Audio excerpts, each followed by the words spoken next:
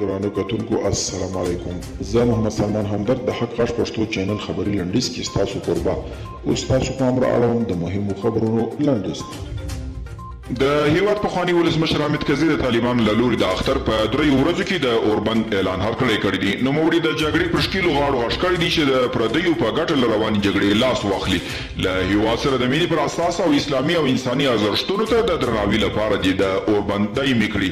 په پاکستان کې د پېښور او کوټي دکانداران وایي نن سبا یې د ګټې وټې تر ټولو ښې ورځې دي، نو که حکومت پرې ټولبندیز عملي کړي سخت نقصان به ورته ورسوي.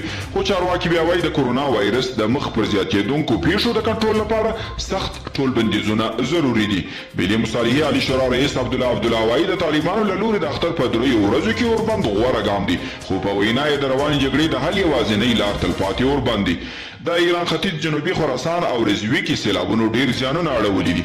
د چارواکو په وینا د وروستیو ورځو کې د بارانونو کچه د تیرو 9 میاشتو له بارانونو ډیره ده. سیلابونو تر 100 ډیر کورونه ویجاړ کړي دي، 2 لویې لارې تړلي او 14 د اوبو ویالې ویجاړې کړي دي. او نړیوال طبي پوهان وایي د چرسو په وسیله د کورونا درملنه او مخنیوي علمي اساس نه لري.